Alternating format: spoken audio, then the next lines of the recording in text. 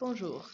Aujourd'hui, nous allons apprendre comment utiliser les rapports trigonométriques pour résoudre des triangles. Alors, premièrement, nous allons commencer avec une toute petite révision. On va faire une révision des différents rapports trigonométriques. Alors, comme on a appris, le sinus, c'est l'opposé sur l'hypoténuse. Le cosinus, c'est l'adjacent sur l'hypoténuse. Et la tangente, c'est l'opposé sur l'adjacent. On a appris un petit acronyme pour nous rappeler. Le SO, K,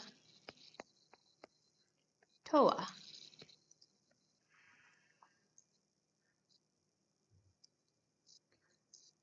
Maintenant, nous allons identifier les différents côtés de notre triangle. Ici, on peut voir notre angle d'intérêt. Opposé de cet angle, c'est le côté opposé. Directement à côté de cet angle, c'est le côté adjacent. Et le côté le plus long, c'est l'hypoténuse. De même, sur ce triangle ici, on identifie notre angle d'intérêt. L'angle directement opposé, c'est l'opposé. Le côté le plus long, c'est l'hypoténuse. Et le côté directement à côté, c'est l'adjacent. Être capable d'identifier les différents côtés est impératif pour faire les fonctions trigonométriques. Maintenant, nous allons faire une petite révision des rapports trigonométriques. Alors, comme on a vu, SO, K, TOA. Voici notre triangle. Alors, pour le sinus de θ, on va trouver le rapport. Le sinus de θ, c'est l'opposé sur l'hypoténuse. Notre angle d'intérêt, l'opposé, c'est 21 cm. Et l'hypoténuse, le côté le plus long, qui est aussi opposé à notre angle droit, c'est 29 cm. Alors, notre rapport ici, c'est 21 cm sur 29 cm, ce qui nous donne 0,72. Ensuite, pour le cosinus de θ, le rapport, c'est l'adjacent sur l'hypoténuse. Notre adjacent, c'est le 20 cm. Et notre hypoténuse, c'est encore le 29 cm. Lorsqu'on fait les calculs, on trouve que le rapport est 0,69. Même chose pour la tangente de θ. Tangente de θ égale opposé sur adjacent. Donc, notre opposé, c'est 21 cm. Et notre adjacent, c'est 20 cm. Donc, ça nous donne un rapport de 1,05. Vous vous demandez peut-être pourquoi il n'y a pas d'unité.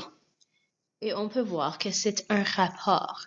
On peut également voir que les centimètres s'annulent en tout cas. Les rapports vont être utilisés pour calculer les différents angles et les longueurs des côtés. Alors, en 10e année, on utilise souvent le théorème de Pythagore. Vous l'avez appris au premier cycle du secondaire, mais nous allons faire une vite révision du théorème de Pythagore pour que vous pouvez l'utiliser avec les autres fonctions trigonométriques. Alors, le théorème de Pythagore, il s'agit de a au carré plus B au carré égale C au carré. Ce qui est important de noter de ce théorème, c'est que c'est seulement pour les triangles rectangles. Donc, on doit avoir notre angle droit. Le A au carré, le B au carré sont les deux côtés. Le C au carré, c'est l'hypoténuse. Alors, pour notre triangle ici, on veut trouver le C au carré. Alors, C au carré égale A au carré plus B au carré. On veut trouver le C ici. Alors, notre A au carré, c'est 15 mètres au carré, plus B au carré, 8 mètres au carré. Et on trouve 225 mètres au carré, plus 64 mètres au carré. On trouve que notre C au carré est égal à 289 mètres au carré. On veut trouver C, donc on prend la racine carrée des deux côtés et on trouve que C est 17 mètres. Alors ici, notre C est 17 mètres.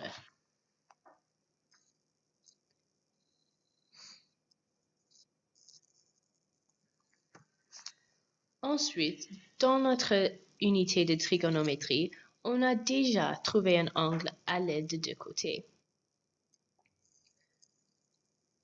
Alors, on va faire une vite révision de ceci parce qu'on va l'utiliser afin de résoudre les triangles. Dans notre exemple ici, on a un angle d'intérêt. On connaît l'hypoténuse. On connaît l'adjacent. Alors, si on retourne à notre SOHCAHTOA, on peut utiliser ceci. On trouve que le cosinus de θ égale l'adjacent sur l'hypoténuse. Alors, le cosinus de θ égale 36 cm sur notre hypoténuse qui est 47 cm. On veut trouver notre θ, alors on fait l'inverse de 36 sur 47 cm et on trouve que notre θ est égal à 40 degrés. Si on tourne ici à notre calculatrice, il est important qu'on met les chiffres dans notre calculatrice d'une bonne manière. Alors, on veut le cos inverse de 36 divisé par 47. Alors, on peut voir que la calculatrice va faire le 36 sur 47 avant, puisque c'est en parenthèse, et ceci nous donne une réponse de 40.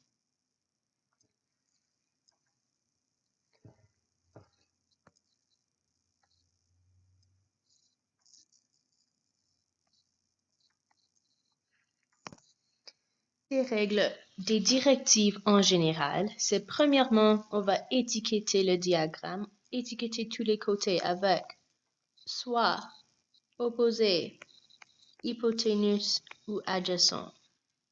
Ensuite, on va déterminer quelle est la bonne fonction trigonométrique à utiliser selon les données qu'on a.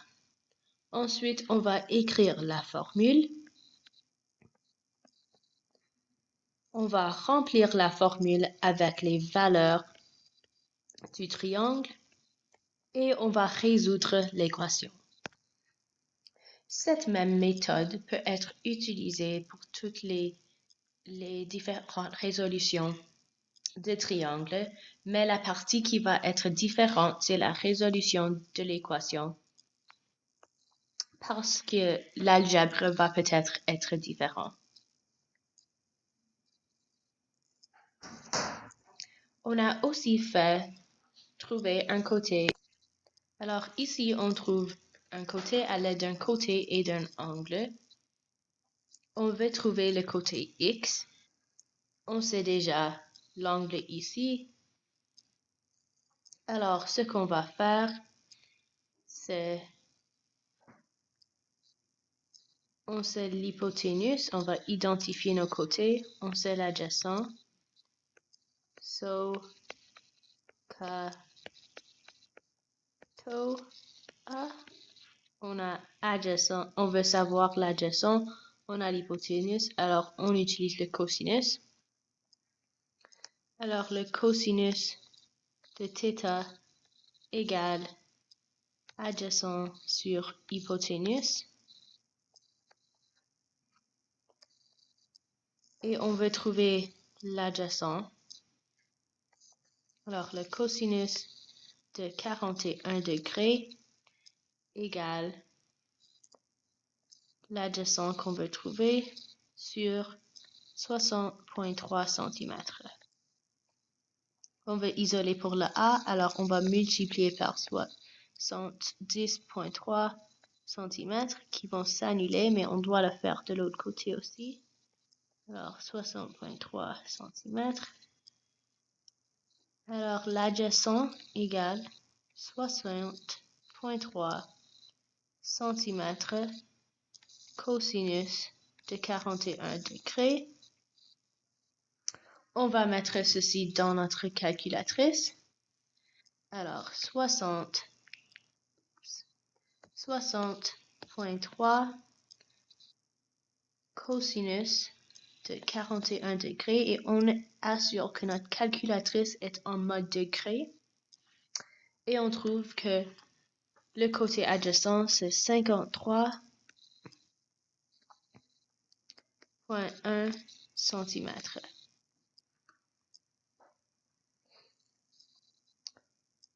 Maintenant, nous allons résoudre le triangle en complet.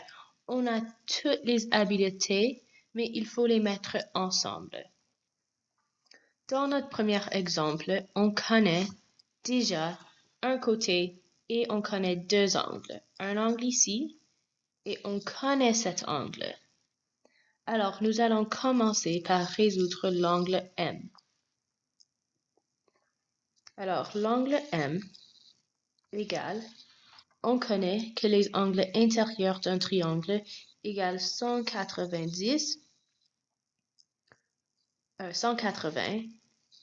Et donc, si on soustrait les autres angles qu'on connaît, on va trouver l'angle M. Et donc, on trouve que l'angle M, c'est 82 degrés. Maintenant, on connaît tous nos angles. On veut trouver le côté Y et le côté H. Tout d'abord, je vais résoudre pour le côté H, l'hypoténuse. Je vais utiliser l'angle M comme point de référence. Et donc, je vais prendre le sinus de θ égale l'opposé sur hypoténuse. Le sinus de 82 degrés égale 23,8 qui est l'opposé ici, centimètres, sur l'hypoténuse. On veut résoudre pour l'hypoténuse, alors on veut isoler H. Et donc H égale 23,8 cm sur le sinus de 82 degrés. Et on va mettre ceci dans notre calculatrice. 23,8 divisé par le sinus de 82. Et notre réponse est 24,0 cm. Maintenant, il nous reste à trouver le côté Y. Moi, je vais faire quelque chose de très similaire. Je vais utiliser la tangente de θ qui est égale opposé sur adjacent. Et moi, je vais aussi utiliser l'angle M. Comme ici, j'ai utilisé l'angle M. Alors, la tangente de 82 degrés égale 23,8 cm sur notre côté Y qui est adjacent.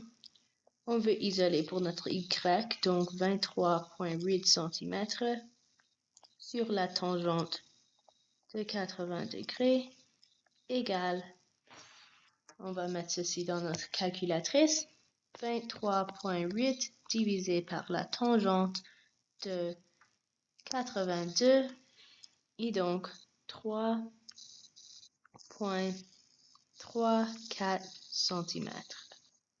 Alors, on la résout pour notre angle M ici,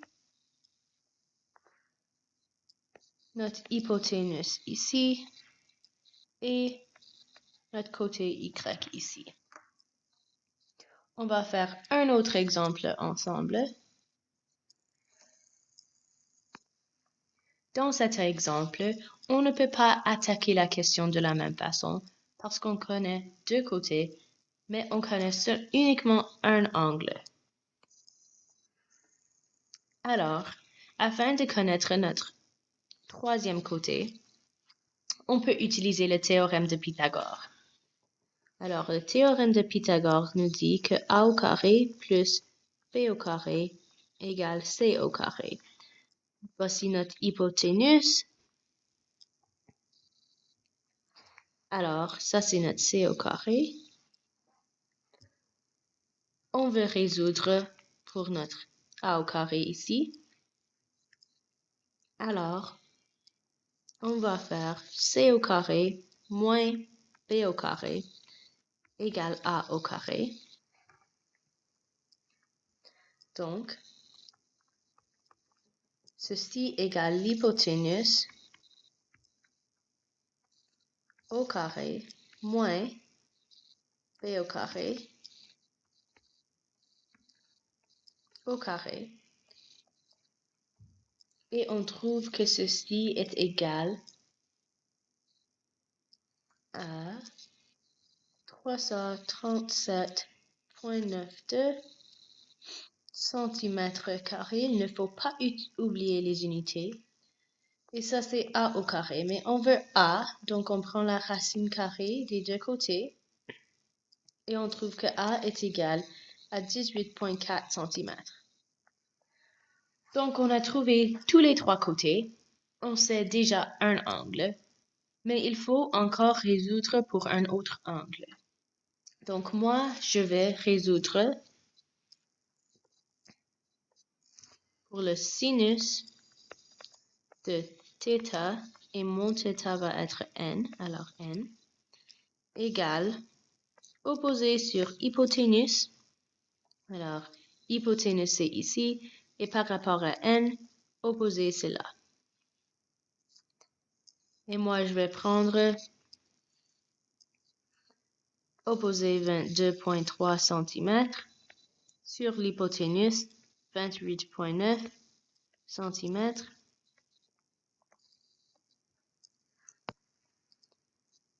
Égale le sinus de θ, de n, notre angle n. On veut résoudre pour notre angle n, et donc on fait n égale l'inverse du sinus, 22,3 cm sur 28,9 cm. On va l'entrer dans notre calculatrice. Alors, important, sinus inverse, fonction 22,3 divisé par 28,9, tout en parenthèse. On veut que ce rapport se passe en premier fois l'inverse de sinus. Et on trouve que notre angle égale 50,5 degrés. Maintenant, on a trouvé n, on a trouvé x. Il reste à trouver m. Puisqu'on connaît déjà que cet angle est de 90 degrés, on peut appliquer la même formule. Donc, l'angle M égale 180 degrés moins les angles qu'on connaît, donc un angle droit, moins 50,5 degrés. Et on peut trouver que notre angle final de M, c'est 39,5 degrés. Alors, on a résolu pour tous les côtés et tous les angles du triangle. Maintenant, c'est à votre tour d'essayer et d'appliquer vos connaissances. Merci.